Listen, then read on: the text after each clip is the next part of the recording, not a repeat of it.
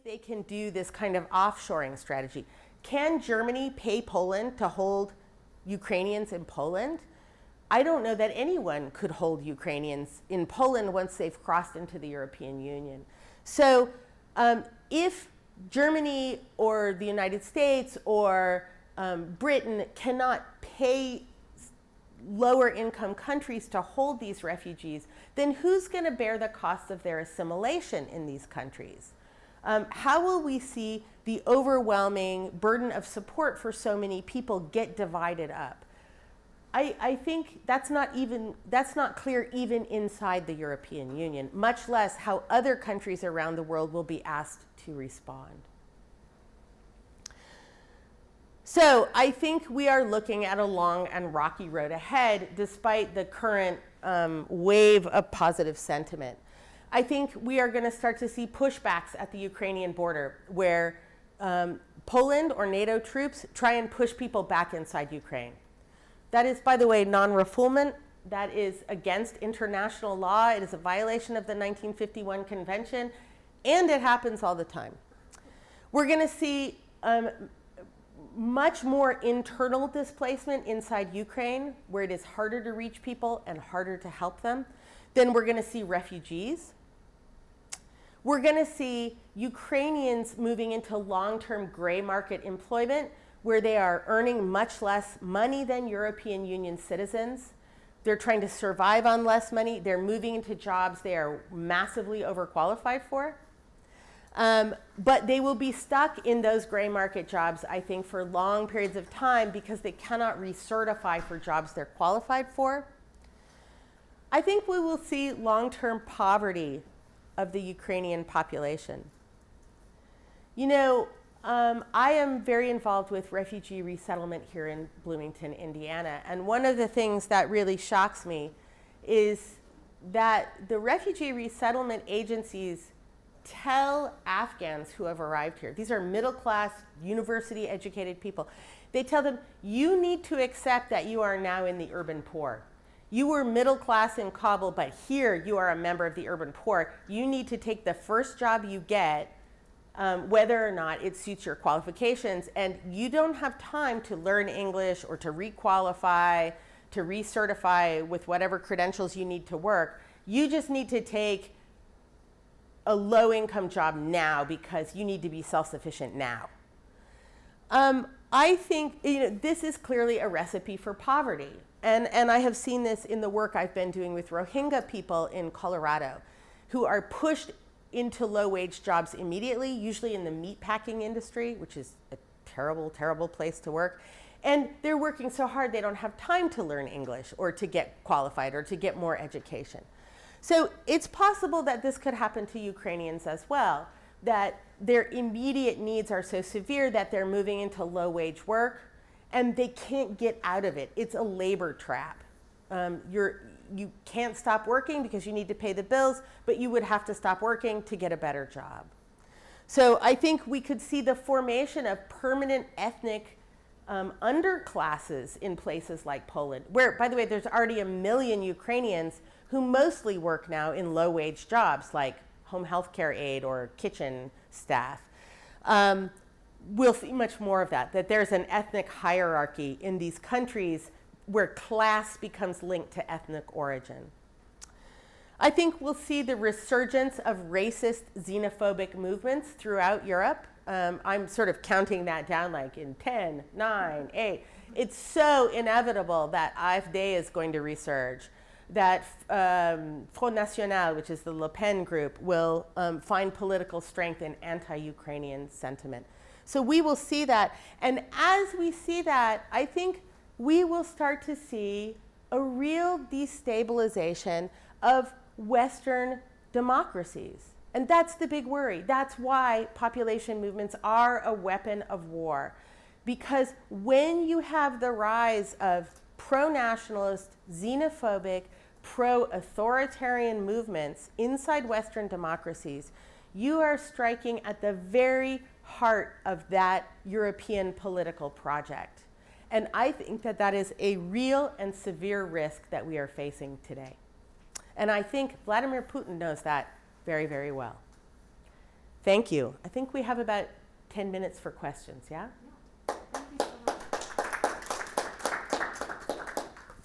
Yeah. So you mentioned that the language for Ukrainian refugees versus refugees of like Arab or African backgrounds is very different right now. You mean the language to talk about them? Yeah.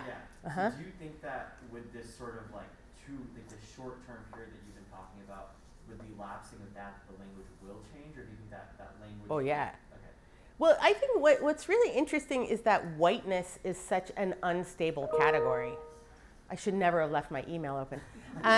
Whiteness is a really unstable category, right? And so who counts as white shifts over time very quickly. So, during the Third Reich, for example, people of Slavic origin were not considered to be Aryans. They were, if you were Jewish, if you were Polish, if you were Ukrainian, you were seen as a lower racial category. And certainly the Nazi political project was to eliminate Jews first, along with Roma and other groups that didn't have their own nation state. But Slavs were next on the list as targets for racial purification. So, how right now Ukrainians are Europeans and they're white. Are they going to be white Europeans next year? Or are they going to be Slavs who are seen as other than Western European? I think that's not unlikely that we'll see that kind of discourse come out of nationalist movements, xenophobic nationalist movements.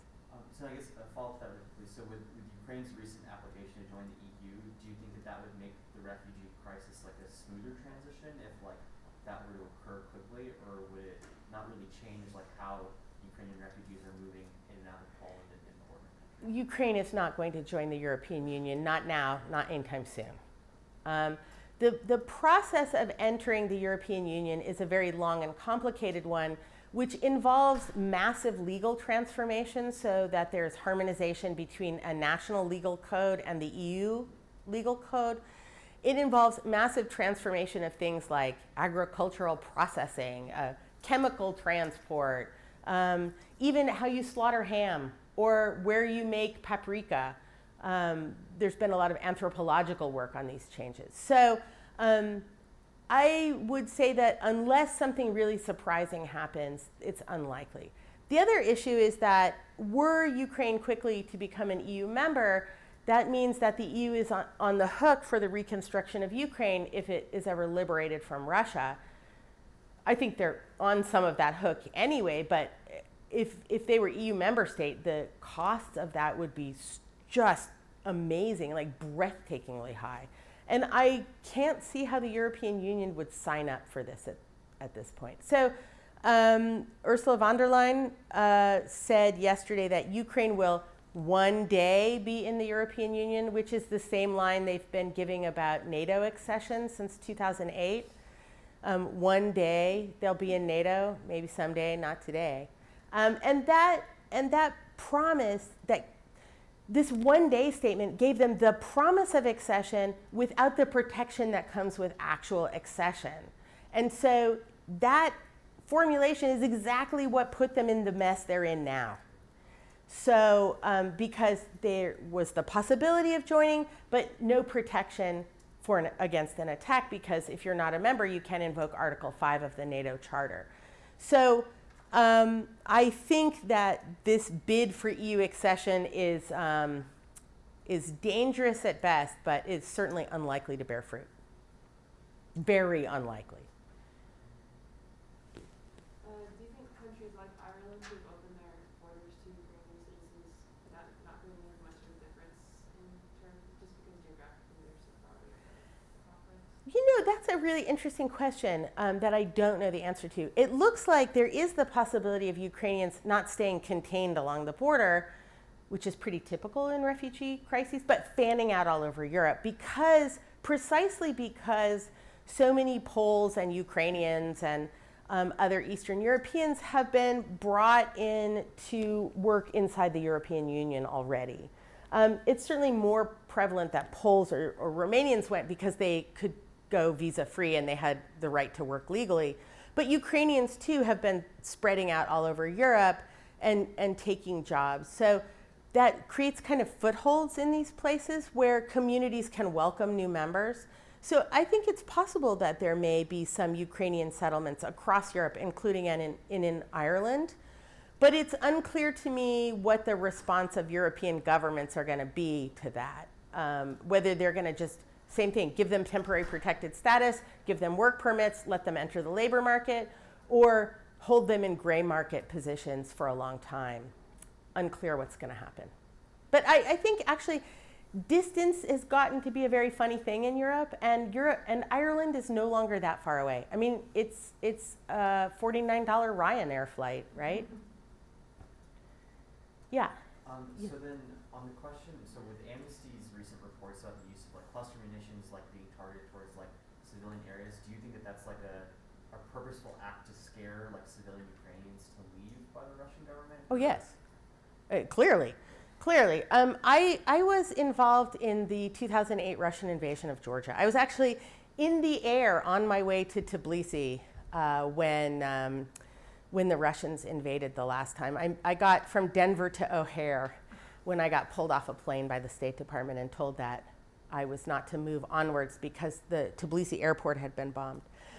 So I came to Georgia soon after that, and when I arrived a few months later, there were still like cluster munition shells everywhere because cluster munitions, which are prohibited by international law, had been so widely used. And I remember my kid was like 6, and we're sitting in a friend's garden, and he's out there running around. And then he comes up and he's like, "Hey, what's this?" And we're like, "Oh, put that down very carefully."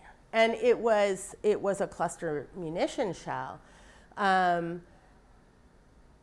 Which, thank God, was empty. Okay, so I'm not that bad of a parent. But, like, that was not my best parenting move ever, I have to say. But yeah, it was very frightening. And the use of cluster munitions was deliberately targeted at civilian areas. And the point of it is to spread destruction out in urban areas so widely that people are scared and leave.